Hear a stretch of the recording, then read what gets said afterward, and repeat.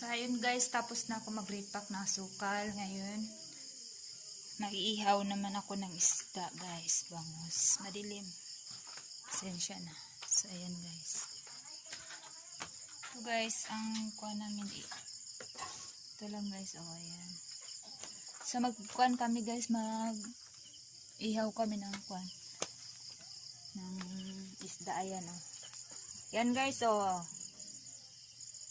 Ayan, bangus. Maliit yan guys. Grabe kamahal guys. 150 yan. Ang liit. So ayan guys, lalagyan namin ng kahoy guys dito. Yung mga tuyo dito ko ilagay yan. Tapos yung mga basa dito pag guys. Oh, ayan. So hindi kami mahirapan guys sa mga kahoy. Kasi ang daming kahoy dito. Tubig lang guys ang mahirap dito. Pag wala kang pera, hindi ka makainom. So, yun lang guys. Ang hirap ng buhay dito guys.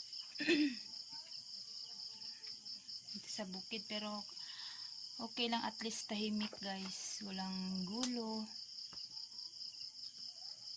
At least makakain kami ng araw-araw. 3 beses sa isang araw.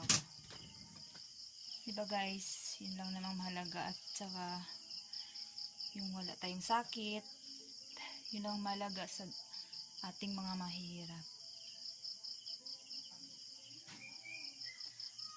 Tayong mga mahirap, importante sa atin na wala tayong mga sakit dahil nga wala tayong pera, di ba?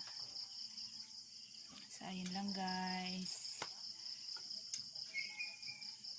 Tapos na guys yung kuan ko, trabaho ko. Ayan, ginaluto pa lang guys. Oh. Ayan. Malapit na siya makaluto guys. Kunting kuha na lang.